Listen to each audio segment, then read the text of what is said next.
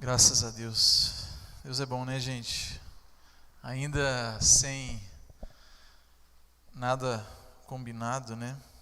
Sem conversarmos, muito do que a gente cantou aqui, muito do que foi ministrado aqui nesse louvor, nessa noite, tem a ver com o que a gente vai falar hoje.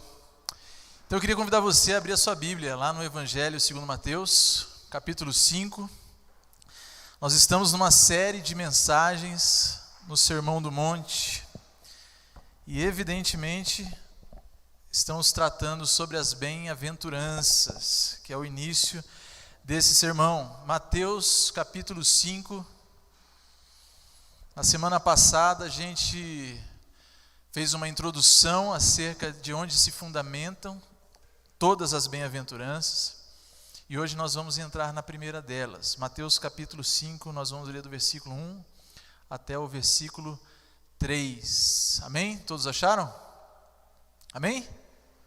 Vamos lá. A palavra de Deus diz assim: Vendo Jesus as multidões, subiu ao monte e, como se assentasse, aproximaram-se os seus discípulos. E ele passou a ensiná-los, dizendo: Bem-aventurados os humildes de espírito, porque deles é o reino dos céus.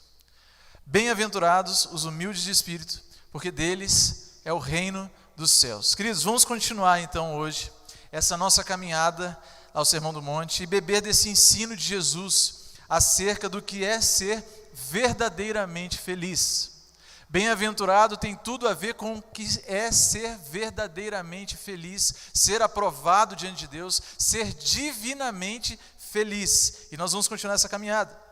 Conforme nós vimos na semana passada, Jesus inicia isso aqui que nós chamamos de Sermão do Monte, mas que na verdade é a compilação do evangelista. Mateus, assim como Lucas também faz isso, ele compila uma série de estudos, uma série de discipulado, o resultado de uma caminhada de discipulado com Jesus, através daquilo que nós chamamos de bem-aventuranças. É isso que o evangelista faz. E na verdade Jesus vinha pregando a respeito do reino de Deus, que Mateus chama de reino dos céus, porque Mateus está escrevendo principalmente para os judeus, e os judeus não tinham o hábito de falar muito a palavra Deus, então ele usa o reino dos céus. Jesus vinha pregando pela Galileia, conforme mostra o capítulo 4, antes de entrar no Sermão do Monte, operando milagres, curando enfermos, e com isso ele atraiu a multidão de judeus. E no início do capítulo 5, como nós já vimos, Jesus, vendo a multidão, ele se prepara para trazer o ensino.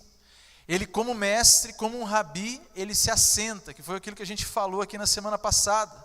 E talvez a expectativa do povo naquele momento, talvez a expectativa dos judeus, daquela multidão que o acompanhava, daquele povo que viu ele curando, que viu ele operando milagres, ele falando acerca do reino de Deus, talvez a expectativa daqueles que estavam seguindo a Cristo era que ele iria trazer uma certa revolução, que ele seria um revolucionário. Talvez para o povo judeu que cria e sabia da esperança de um Messias da linha davídica, talvez na cabeça deles estava assim: provavelmente é agora que Jesus vai se levantar, que este homem que está fazendo tudo isso, ele vai se levantar e nós vamos nos tornar novamente um reino independente.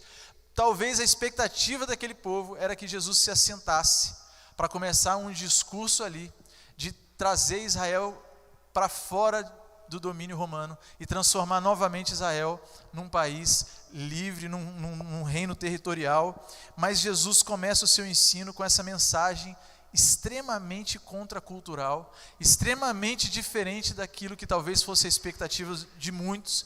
E a primeira coisa que ele fala é: aprovados, divinamente felizes, verdadeiramente felizes, extremamente felizes, são os pobres de espírito. Olha que coisa complicada que Jesus fala aqui, né? Que negócio difícil no primeiro momento. Mas, queridos, apenas para um fim didático, apenas a fim da gente relembrar um pouquinho, que as bem-aventuranças aqui apontadas por Jesus, que foi o que a gente falou na semana passada, em primeiro lugar, elas não são sentimentos. Jesus fala isso não como características naturais, lembra que a gente falou isso para quem estava aí? Mas sim expressões vivas do Espírito Santo agindo na vida do seu povo. Em segundo lugar, relembrando, vale lembrar também que se elas não são naturais, mas são evidências espirituais, elas distinguem o povo de Deus daqueles que ainda não possuem o reino de Deus. Se elas são características provenientes do Espírito, se o que Jesus lista aqui não são características naturais, mas sim características espirituais, elas nos distinguem aqueles que estão no reino de Deus, aqueles que receberam o reino de Deus, daqueles que não receberam ainda. E em terceiro lugar, vale a gente relembrar também que elas também demonstram o domínio e o senhorio de Cristo sobre as nossas vidas. Nós precisamos ouvir as palavras de Jesus e lembrar de todas essas coisas. Então nós precisamos entender de fato que Jesus está apontando para um caminho real de felicidade aqui, um caminho verdadeiro. Jesus não está interessado em dar ao povo alguma satisfação passageira. Ele não está interessado em dar ao povo aquilo que eles acreditavam ser a verdadeira felicidade, que, como eu disse aqui, talvez para muitos seria algo político, algo revolucionário, algo de sair do Império Romano. Jesus não está interessado nisso, mas ele aponta para aquilo que é realmente ser feliz, para aquilo que é ser divinamente, extremamente feliz, completo, pleno. Nós não precisamos, queridos, ter receio de pensar ou de dizer que Deus criou o homem, de certa forma, para ser feliz. É fato que o propósito das nossas vidas está na santidade, e nós desenvolvemos a santidade, vivemos em santidade, desenvolvemos a santificação, mas a felicidade também é.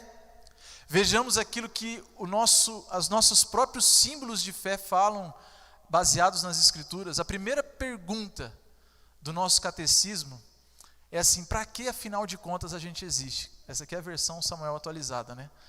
A pergunta na verdade é assim: qual é o fim, qual é o propósito final do homem? Qual é o fim? Para que o homem existe? E a resposta que aqueles homens piedosos do passado encontraram com base nas Escrituras é que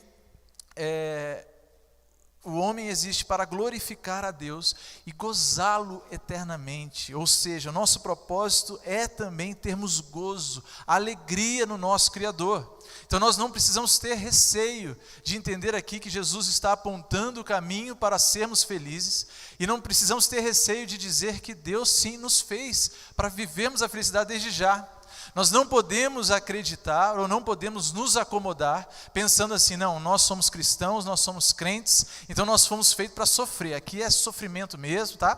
Você vai sofrer horrores, é só sofrimento, a felicidade está guardada para a eternidade. Evidentemente, queridos, que nós vamos provar de tal felicidade, de completude plena, de estarmos 100% realizados em Deus apenas na eternidade. Mas Deus nos fez para provar dessa eternidade desde já, pois é para isso que nós existimos. Foi para glorificar a Deus e para gozá-lo eternamente, para vivermos em alegria, para vivermos em júbilo. Você e eu fomos criados por Deus para termos isso, né? Aí o reverendo John Piper, ele fala um negócio que o Daniel até falou aqui na ministração hoje. Você sabe qual que é o problema?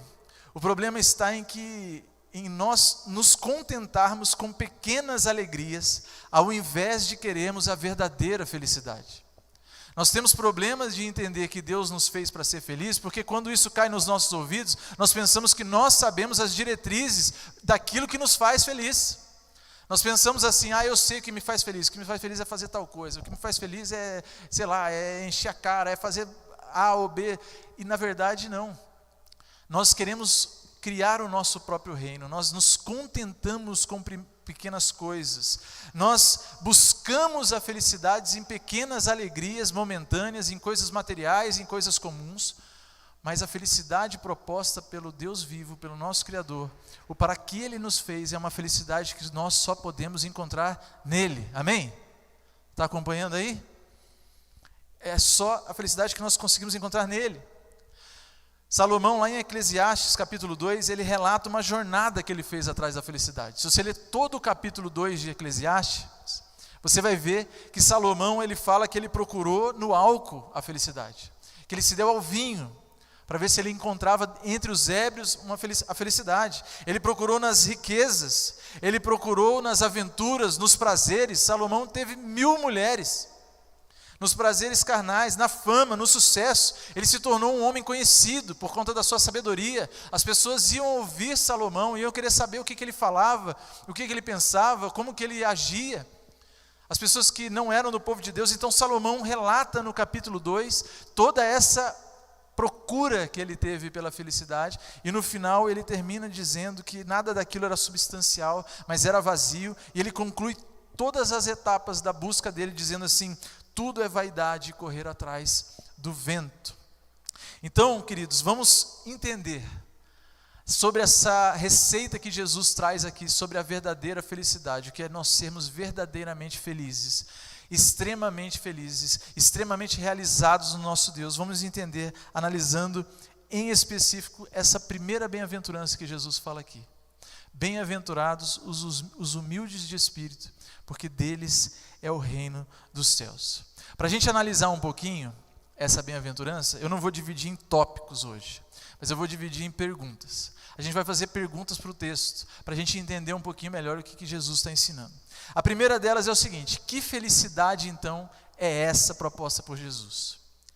Já que você falou, Samuel, citou o Piper aí, que diz que a gente se contenta com pequenas alegrias, que a gente tenta fazer o nosso próprio reino, aquilo que a gente entende que nos faz feliz é o que a gente busca. Então, e não é isso que nos realiza de fato, não é isso que nos dá a verdadeira felicidade, esse gozar a Deus eternamente não está nessas pequenas alegrias. Então, que felicidade é essa proposta por Jesus? Essa é a primeira pergunta de hoje. E a primeira coisa, queridos, que nós temos que ter em mente é que a felicidade proposta por Jesus é, em primeiro lugar, um paradoxo à nossa cultura. É algo contrário, é paradoxal diante da narrativa cultural que nós vivemos. A verdadeira felicidade é abraçar aquilo que os que não seguem a Jesus repudiam e repudiar o que aqueles que não seguem a Jesus aplaudem.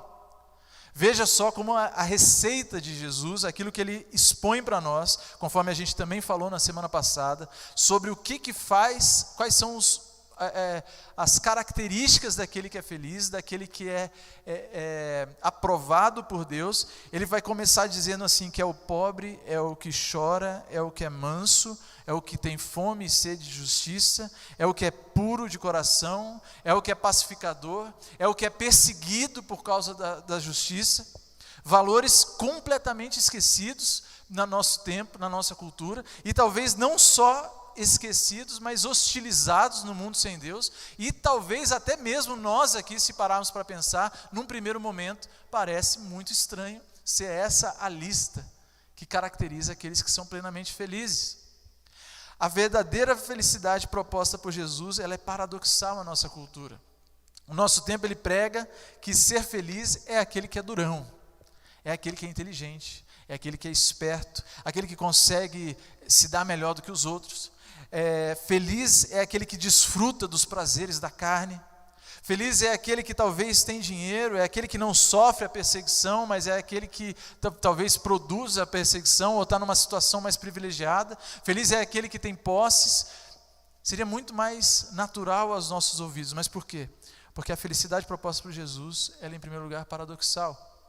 Em segundo lugar, queridos, a felicidade proposta por Jesus, ela não possui uma fonte externa, mas sim interna. Presta atenção, a felicidade proposta por Jesus, ela não está fundamentada em coisas externas, em coisas materiais, em coisas comuns, mas ela parte de algo interno. Jesus não está apontando para as coisas materiais. Como nós já vimos também, de certa forma, na introdução, na semana passada, Jesus não está falando aqui que coisas boas materiais, que boas coisas materiais não são bênção também. Jesus não está falando que a gente não deve querer bênçãos que são materiais também, ou que aquilo é ruim, mas Jesus está falando que isso não caracteriza aquele que de fato é abençoado.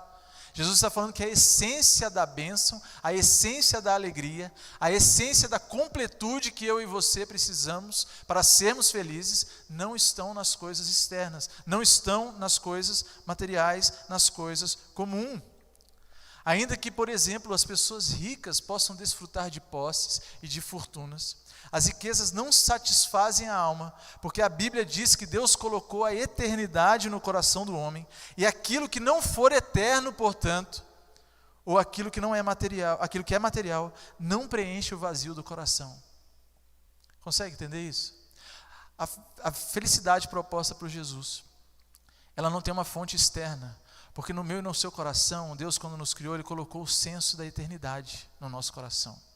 Nós fomos feitos de forma a sermos eternos em Cristo Jesus, a provarmos da vida eterna, a relacionarmos com Deus. A morte não é algo natural para o homem criado por Deus, e por isso, por conta desse senso, por conta da eternidade, aonde nós tentemos buscar os nossos sensos de realização, de completude, de plenitude, que não sejam em coisas eternas, nós vamos ser frustrados. Ainda que você busque no estudo, ainda que você busque na faculdade, ainda que você busque na profissão, ainda que você busque no dinheiro, ainda que você busque nos relacionamentos, você pode alcançar tudo isso. E se você não tiver uma vida de relacionamento íntimo com Cristo, se você não tiver uma vida de relacionamento com Deus, certamente seu coração continuará vazio. Porque a verdadeira felicidade proposta por Jesus, ela não tem uma fonte externa, mas sim interna. Há uma ilusão, queridos, de que quando nós temos várias coisas, talvez você está fazendo planos na sua vida, talvez você está numa fase de planejar, de pensar para frente, e a gente é tentado a pensar assim, olha, não, o dia que eu casar vai mudar minha vida, eu vou ser feliz, vai ser tudo bem. O dia que eu ter minha casa, o dia que eu sair da faculdade, o dia que eu arranjar tal emprego, o dia que eu abrir uma empresa, né, o dia que a gente fica colocando alvos, e a gente parece que está sempre correndo lá, tentando achar o final do arco-íris, porque a gente está achando que a felicidade está numa fonte externa, quando ela está numa interna. O Daniel citou aqui Jeremias 2,13, né? O texto diz assim, porque 2 males cometeu o meu povo, a mim me deixaram um manancial de águas vivas, e cavaram cisternas rotas, que não retêm água. O profeta está falando assim, né? Deus falando através do profeta, que o povo abandonou a fonte de água, manancial de águas vivas, limpas, para cavar cisternas na terra. E aí quando ele fala cisternas rotas, ele está dizendo assim, cisternas que não mantêm a qualidade da água, que entra sujeira, a água suja. A palavra de Deus diz isso para o povo, e isso reflete na nossa vida, quando nós buscamos a felicidade em coisas externas. Nós abandonamos o manancial, a água pura, limpa, que é o próprio Deus, para buscar a nossa alegria momentânea, para buscar aquilo que a gente acha que vai nos satisfazer, mas é uma água muito mais suja, é uma água muito menos água, é muito pior. E nós fazemos isso quando nós trocamos a fonte dessa felicidade. A verdadeira felicidade não está centrada na posse das bênçãos, mas na intimidade com o abençoador. Entenda isso, a verdadeira felicidade, ela não está em você receber aquilo que você ora pedindo, ela não está em você receber as bênçãos que você tanto anseia, mas a verdadeira felicidade está na intimidade com aquele que te abençoa com essas coisas, no relacionamento. Se você tem se contentado apenas com as bênçãos recebidas, queridos, muito provavelmente você não pode se dizer feliz verdadeiramente do modo como Cristo descreve aqui. Porque essa felicidade, ela é proveniente de algo interno, que é a relação plena, a relação íntima com aquele que doou a você todas as coisas. Essa é a verdadeira felicidade. A última coisa, respondendo essa pergunta, que felicidade então é essa? É que a felicidade proposta por Jesus também não é uma promessa futura, mas é uma realidade presente. Eu comecei falando aqui um pouco sobre isso. E é interessante que nas bem-aventuranças, Jesus não fala assim, bem-aventurados serão os humildes de espírito. Ele fala assim, não são, é agora. Você vive a felicidade agora. Essa é uma descrição de quem está encontrando essa aprovação, de quem está encontrando essa plenitude agora. Em outras palavras, o projeto de Deus para nós é que sejamos felizes hoje. A felicidade não é apenas na eternidade, mas é para agora. A felicidade não está adiada, mas nós podemos vivê-la agora, em intimidade com o nosso Deus, provando do relacionamento com o abençoador. Então, respondendo essa primeira pergunta, que felicidade é essa proposta por Jesus? A gente entende que a felicidade proposta por Jesus, ela é paradoxal ao nosso tempo. Ela está ela é invertida aos valores daqueles que não conhecem a palavra de Deus. A felicidade proposta por Jesus não possui uma fonte externa, mas sim interna. E a felicidade proposta por Jesus, ela também não é uma promessa futura, mas é uma realidade presente. Amém? Segunda pergunta para a gente responder, para a gente olhar para o texto. O que significa então ser humilde de espírito? O que será que Jesus quis dizer com essa expressão? O que significa isso aí que Jesus falou? E para a gente começar a responder, eu queria tirar da frente algumas coisas que não significa.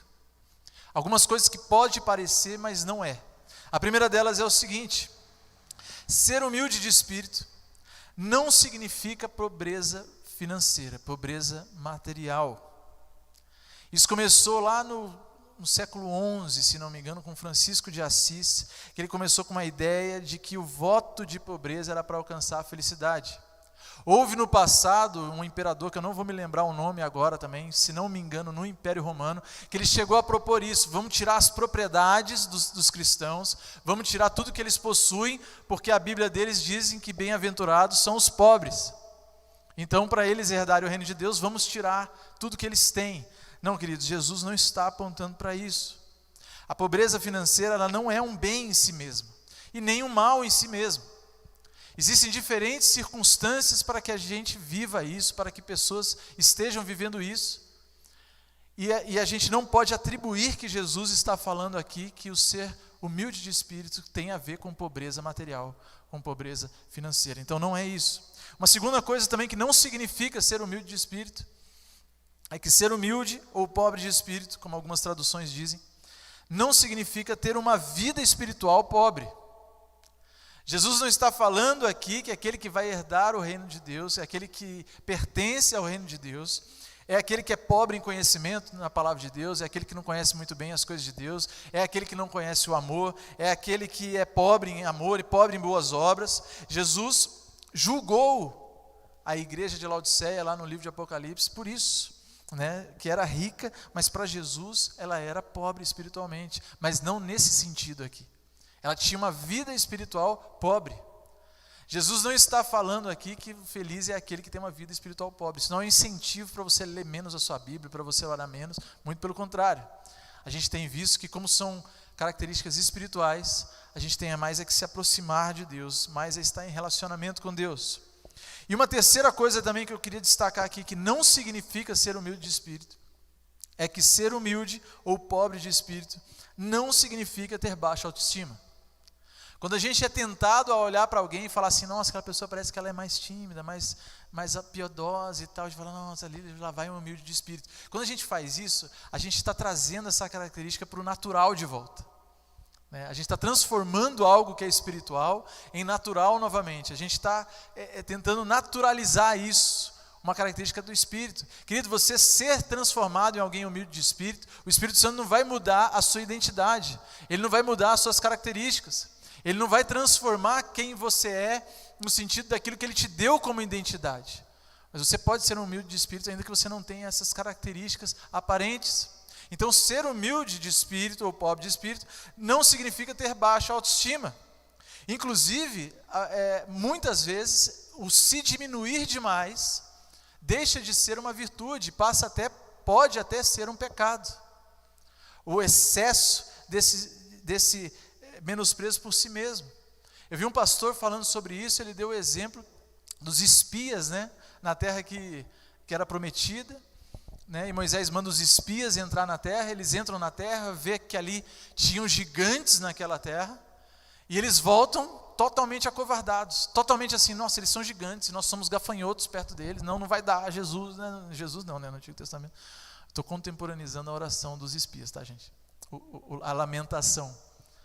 Mas eles voltam totalmente desesperados, totalmente assim: não vai dar certo, cara. Aí Caleb e Josué falam assim: mas é Deus que está mandando, vamos, é Deus que está mandando. Fala: não, mas a gente é como gafanhoto perto deles.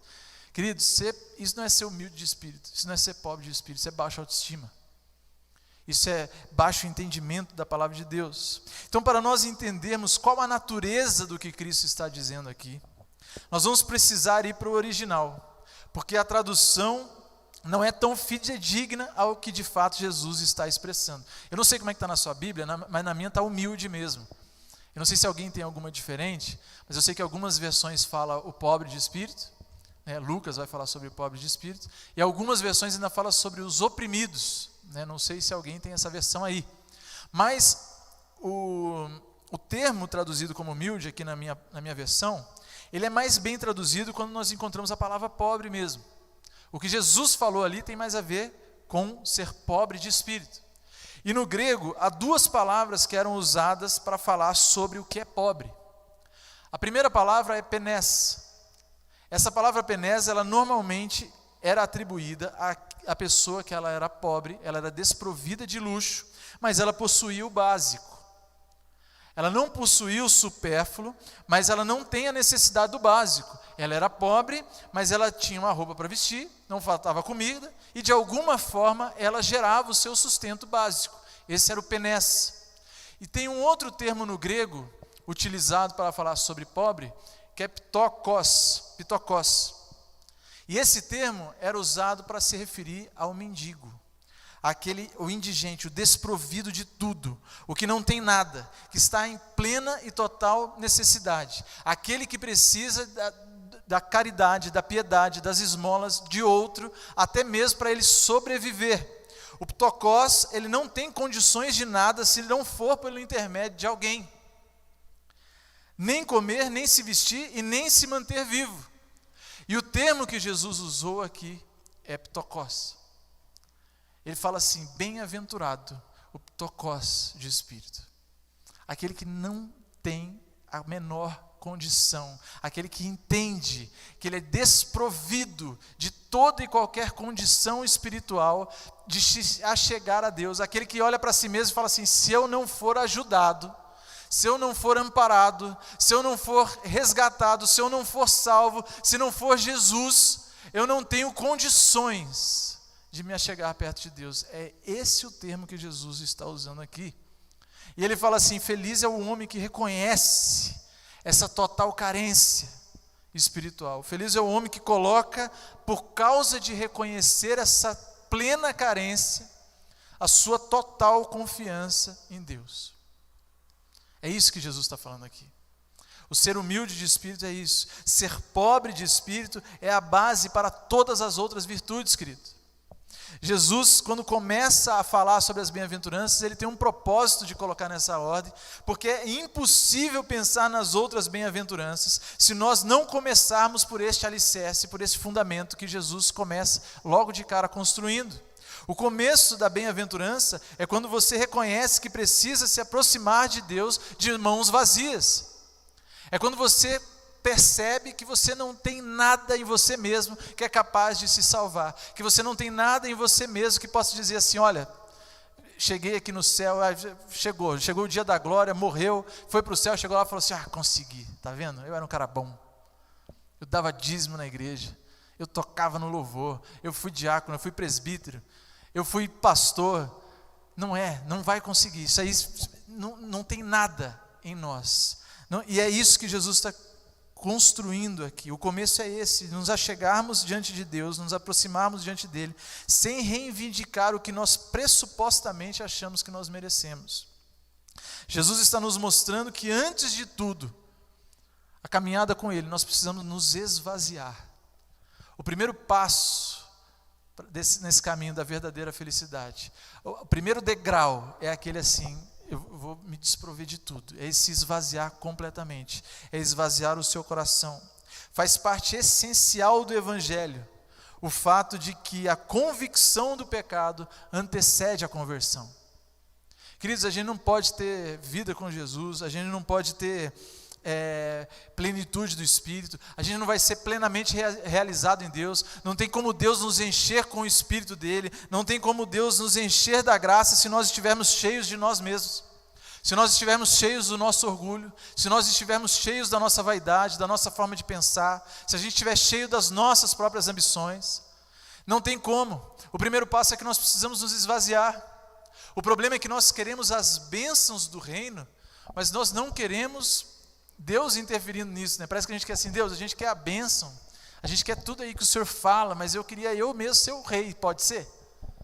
Parece que a gente quer um pouco isso, mas não tem como, o caminho é esse. O Dr. Martin Lloyd-Jones, que foi um grande teólogo também, quando ele comenta sobre isso, ele fala assim: se alguém, na presença de Deus, sentir alguma outra coisa qualquer, além da mais total penúria de espírito, isso apenas significará, em última análise, que tal pessoa nunca esteve na presença de Deus. Pesado isso, né? Mas faz todo sentido. Se a gente estiver diante de Deus e a gente não sentir assim, caramba, eu sou pecador mesmo, eu sou totalmente desprovido de qualquer condição, eu preciso totalmente de Jesus na minha vida, é porque talvez a gente nunca esteve na presença de Deus.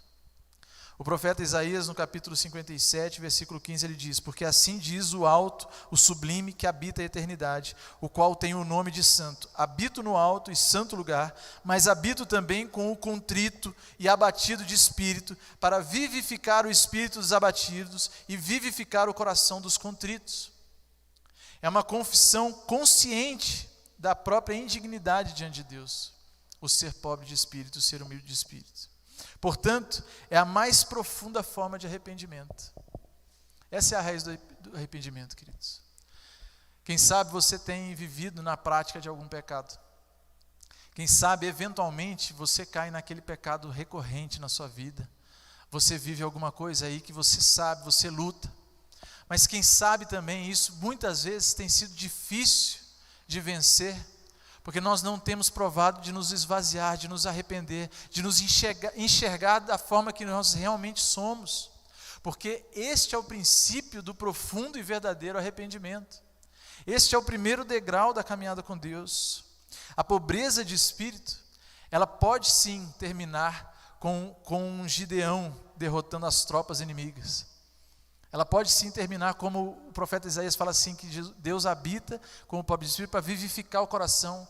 Então ela pode terminar no final da história com um Gideão derrotando as tropas inimigas. Porém ela começa com um Gideão que em primeiro lugar se reconhece incapaz de cumprir a missão e declara categoricamente que se o Senhor não for com ele, ele prefere ficar em casa debulhando grãos, porque ele sabe que ele não consegue fazer. Isso é ser humilde de espírito. Moisés, ele declara, que ele era indigno, que ele era inadequado, que ele era insuficiente para a obra que Deus chamou ele. Davi questiona a Deus assim: Senhor, quem sou eu para que o Senhor venha até mim? Pedro, homem impetuoso, já agressivo muitas vezes como ele era, quando ele contempla realmente Deus, Jesus, ele roga: Senhor, retira-te de mim porque eu sou pecador. Estar em contato com Deus tem que nos fazer ver a nossa carência total, queridos. E isso é ser humilde de espírito. Isso é ser pobre de espírito. Isso é provar do tokos. Isso é ir ao pó e entender que nós somos completamente carentes de Jesus na nossa vida para nos achegarmos ao próprio Deus. A terceira e última pergunta, para a gente caminhar para o final. A gente já falou sobre qual é essa verdadeira felicidade que Jesus está falando, que é o bem-aventurado. A gente já explicou aqui um pouquinho sobre o que é ser humilde de espírito, ou pobre de espírito, como a tradução melhor diz. E em último lugar, o que significa que é deles o reino dos céus? Porque Jesus fala isso, bem-aventurados os humildes de espírito, porque deles é o reino dos céus. E mais uma vez vale dizer aqui, que não se trata de uma promessa futura. É interessante porque o versículo 3 e o versículo 10, onde estão as bem-aventuranças, a promessa é que é o reino dos céus, tanto no 3 como no 10. E aí a gramática hebraica vai nos mostrar que ali tem um porquê fazer isso. Ele está colocando no invólucro tudo o que ele está dizendo. Era uma forma de paralelismo hebraico de escrever assim. Ele coloca a promessa porque deles é o reino dos céus na primeira bem-aventurança e põe na última, querendo dizer que aquele todo ali é uma coisa só, que aquele todo ali é uma descrição daquele que pertence ao reino. Mas é interessante porque todas as que estão no meio, a promessa é no futuro, mas a do pobre do espírito e a do versículo 10 é uma promessa no presente, porque deles é o reino dos céus. E é interessante, queridos, porque quando a gente fala sobre provar do reino dos céus, provar do reino hoje, fazer parte do reino hoje, eu me lembro de Paulo, quando ele está escrevendo aos Efésios, no capítulo 1, versículo 13 e 14, ele diz assim: em quem também vós, depois que ouvistes a palavra da verdade, o evangelho da vossa salvação, tendo nele também crido, aí olha o que ele fala: fostes selados com o Santo Espírito da promessa, o qual é o penhor da nossa herança, até o resgate da sua propriedade, em louvor da sua glória.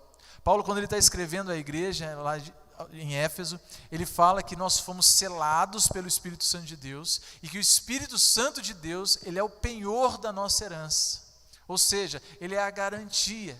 Aquele que penhora algo, ele está dando algo em garantia. Eu já devo ter falado isso aqui em algum outro momento, porque esse é um exemplo recorrente que eu dou, mas dentro da negociação de grãos, aí no mercado de commodities, na bolsa, quando você compra físico, soja, milho, e principalmente quando você faz no futuro, né, por exemplo, agora, nessa época do ano, está se negociando milho que nem foi plantado ainda, está negociando soja lá de 2022, aí como é que você sabe que o produtor vai te entregar? Você vai lá e pede um penhor agrícola. O que ele faz? Ele vai lá no cartório, ele registra que aquela área ali que ele está plantando, aí ele dá lá a coordenada da área, a matrícula da área e tal, ele fala assim, isso aqui, a produção que tiver aqui, eu me comprometo a plantar aqui o grão que você está comprando, e a produção que for plantada aqui, ela é sua. E se ele não cumprir, você pode ir lá e mover uma ação lá, você chama o oficial de justiça e vai lá, encosta o caminhão e carrega o que ele plantou lá. Este é o penhor, e Paulo está falando assim, que o Espírito Santo, com o qual nós fomos selados, ele é o penhor da nossa herança, ele é a garantia de nós estarmos fazendo parte do reino. Só que a palavra aqui é tão profunda que Paulo usa, que não é só a garantia, mas é também um antigozo, ou seja, nós provamos, é como alguém que tem algo para comprar de outro e ele já dá uma entrada, e ele já dá assim 30% do valor. Olha só, você faz parte do reino, mas eu já vou te mandar uma parte aí para você provar. É isso que Paulo está falando. Que por causa do Espírito Santo de Deus em nós já provamos, o reino é hoje, ele é presente, ele é agora, né? Nós não precisamos ficar na expectativa se nós vamos provar da glória, se nós vamos entrar no reino dos céus, porque nós já provamos aqui, é uma certeza. Isso mostra mais uma vez como a lógica do reino de Deus é de certa forma invertida à sociedade moderna, né, queridos? Porque se somos ricos se fomos pobres, e no reino de Deus ganhar a vida é perder a vida. Não, calma aí, ficou errado.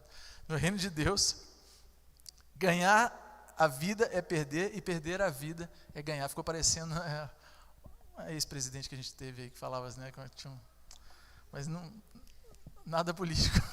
Só lembrei dela aqui, nem quem ganhar, nem quem perder. Mas é a lógica do reino, né, queridos? E os privilégios desse reino de Deus, eles só podem unicamente ser experimentados pelos pobres de espírito. Em outras palavras, quando Jesus fala que o pobre de espírito é deles o reino, é porque alguns privilégios, o privilégio desse reino só pode ser experimentado por aquele que é pobre de espírito. Eu estava lendo uma citação de Spurgeon a respeito disso, ele diz assim: o que tem justiça própria, ele não valoriza o perdão. Ainda que haja custado a Cristo, o nosso Redentor, o sangue da sua vida, aquele que não pertence ao reino, ele não vê valor nisso. Consegue entender isso? O valor do perdão que nós temos em Cristo Jesus. E não consegue perceber. Aquele que não faz parte, aquele que não recebeu o reino de Deus, aquele que não entendeu a palavra de Deus, para ele não importa a regeneração, ainda que seja a maior obra do Espírito Santo, ainda que seja a maior e a melhor obra do Espírito, nós sermos regenerados por ele. Aquele que não recebeu o reino, ele não vê valor. Então, os privilégios do reino de Deus, as coisas boas, o fato de pertencer ao reino é para aquele que é pobre de espírito. E a pobreza de espírito, ela nos abre os olhos para essas bênçãos do reino, de estar sob o pacto da graça e em comunhão com o nosso Deus através de Jesus. Essa felicidade é uma recompensa no presente, como nós falamos aqui, que é o reino de Deus. O céu, embora ainda não usufruído em sua plenitude agora, já pode ser nosso agora. Embora a gente não usufrua em toda a sua plenitude, nós já provamos parte disso. Podemos ter a certeza da salvação, e poucas doutrinas da Escritura são tão confortantes quanto essa. Você não precisa morrer para esperar para saber se você foi para o céu ou não, queridos. Você não precisa esperar Jesus voltar para ver se você vai ou não. Se você está entre os salvos ou não, se você foi alcançado pelo Espírito Santo ou não, porque Ele habita dentro de você. E porque nisso nós podemos provar de descanso, de termos a certeza de fazer parte do reino de Deus. Nós podemos ter essa certeza agora. Aos pobres de espírito pertence toda a segurança, a honra e a felicidade que o reino de Deus dá aqui na terra. Aqui enquanto nós vivemos aqui. Mesmo aqui embaixo, podem comer dessas excelentes guloseimas, sem dúvida, e deleitar-se em delícias do reino, sem temor. Você está entendendo isso? A gente pode provar das coisas de Deus, do reino dele, ainda que sem temor algum, sem o medo de estarmos pertencentes ou não, porque o Espírito Santo testifica em nós. É isso que faz parte, pertencemos ao reino de Deus. É isso que significa é deles o reino dos céus. É isso que Jesus está dizendo. Essa é a felicidade que Jesus está apontando o caminho, que nós vamos ainda discorrer algumas semanas aqui sobre isso. Isso é o que é ser pobre de espírito, reconhecer essa falência espiritual, e é isso que é provar do reino.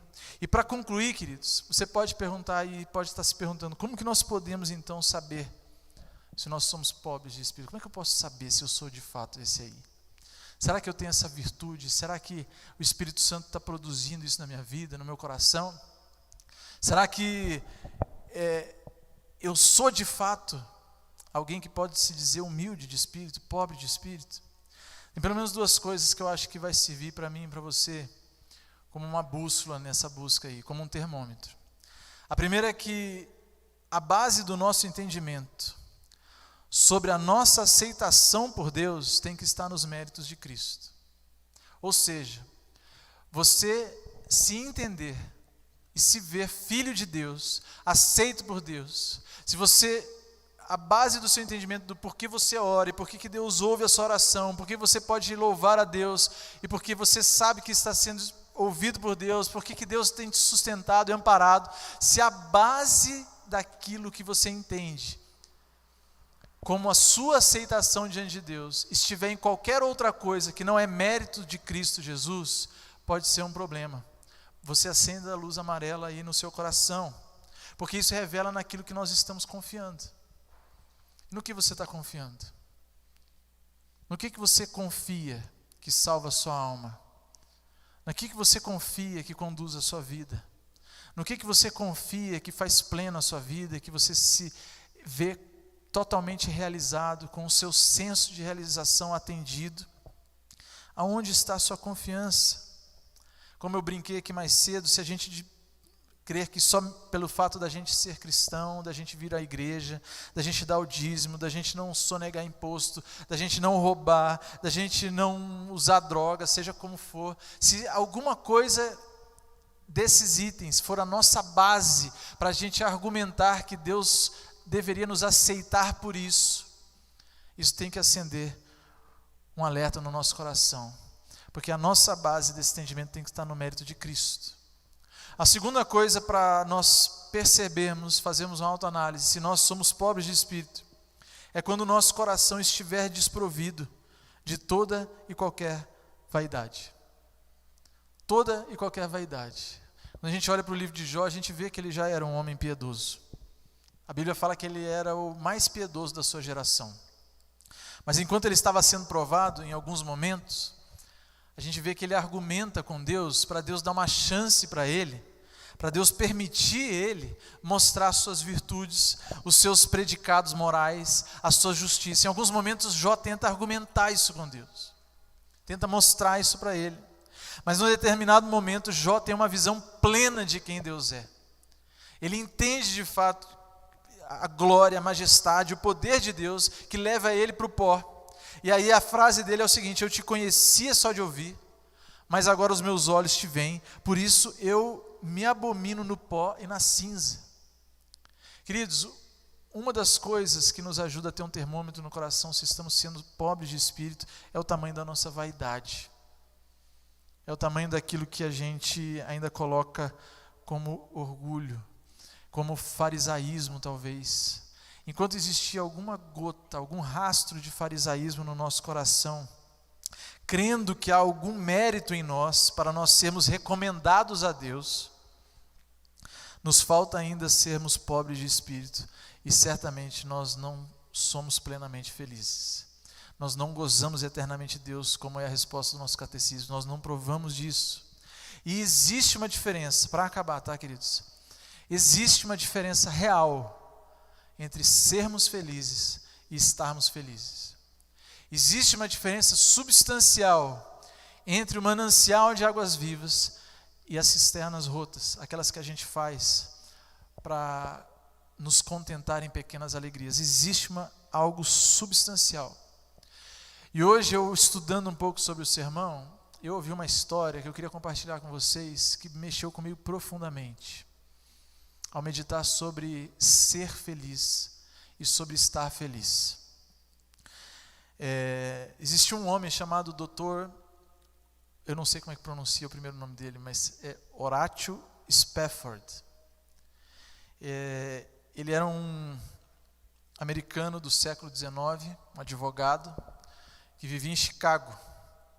Ele era um homem muito rico, e ele foi convertido a Cristo Jesus por causa de uma das cruzadas do Dr. Dwight Moody. Quem é seminarista ou é estudante de teologia, pastor, aí, com certeza conhece o Moody, porque ele tem muitos comentários.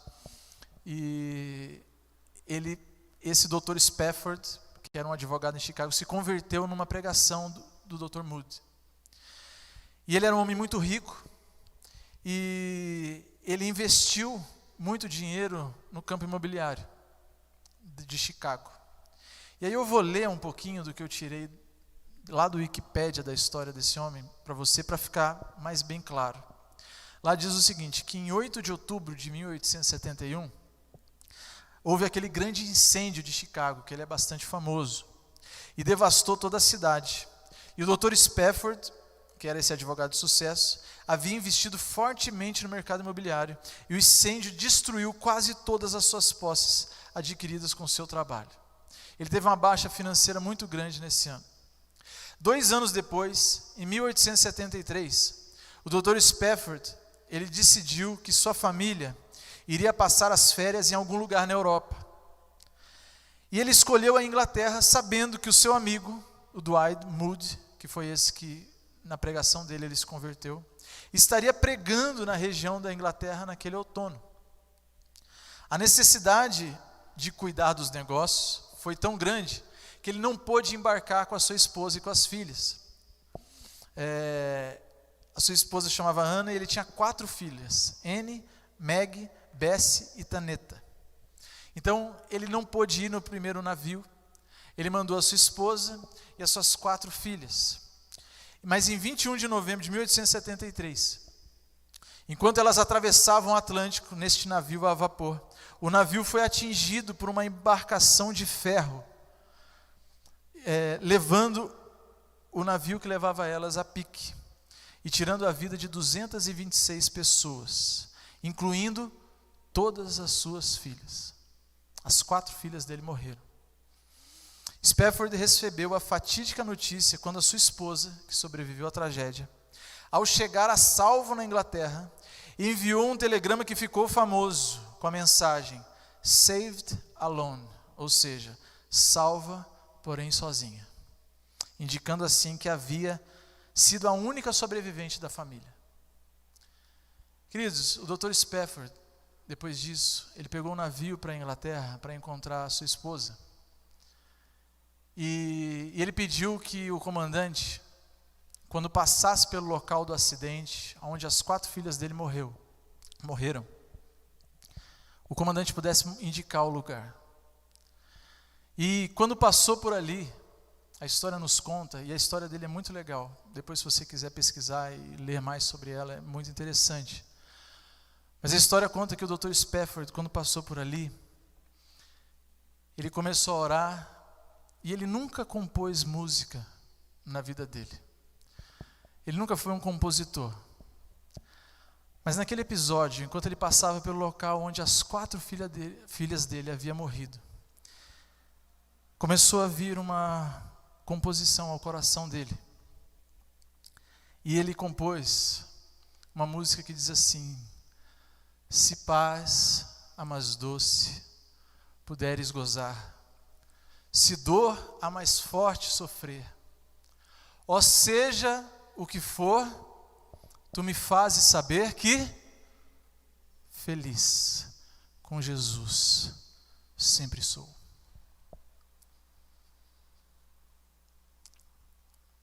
Há uma diferença substancial em sermos felizes, estarmos felizes, queridos.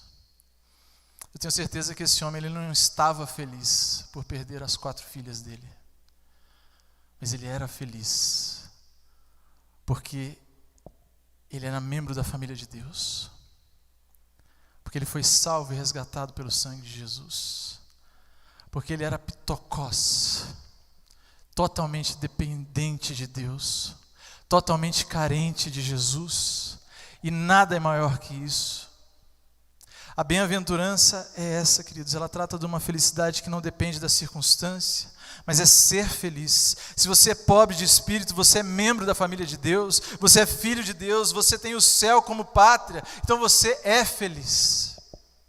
Você pode até não estar feliz em alguns momentos, mas essa é a verdadeira felicidade.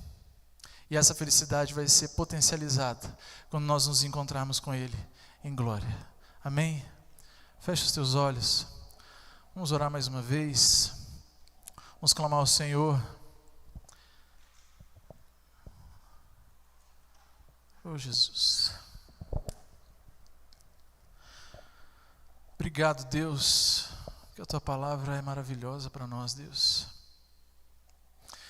Obrigado, Jesus, porque nós precisamos de Ti para tudo que nós fazemos na nossa vida. Obrigado porque o Senhor expõe o nosso coração diante de nós mesmos.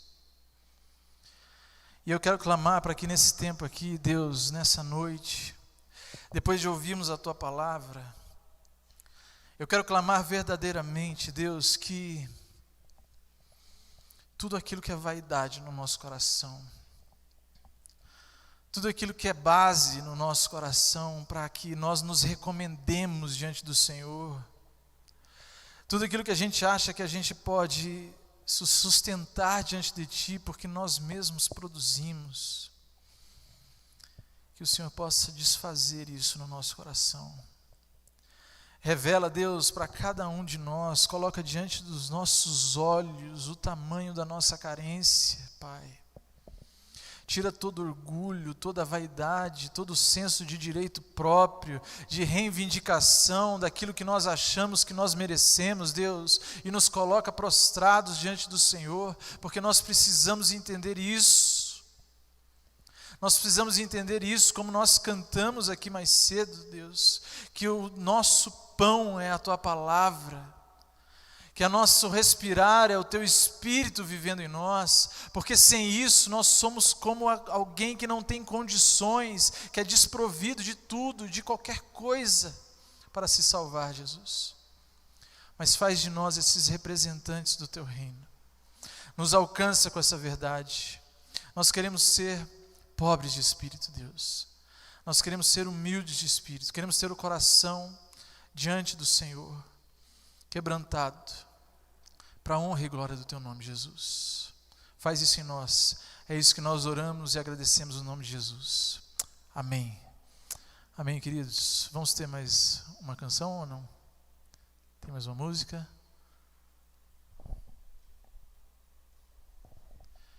Bom, vamos fazer o seguinte, acho que a gente pode, o pessoal do louvor pode ir fazendo uma música, mas a gente vai encerrando por aqui. Tá bom? Então que Deus abençoe. Se você é visitante, não deixa de falar com alguém aí da nossa equipe. Você da nossa equipe, fica ligado nos visitantes. Tá bom? E ainda que a gente mantenha aí o distanciamento social, não deixa de cumprimentar, não deixa de ter comunhão, porque isso aí é o que aquece o nosso coração, isso aí é o que nos mantém como igreja. Amém? Que Deus abençoe. Amanhã você fica convidado também às nossas programações de domingos, aos cultos matinais e também vespertino. Deus abençoe.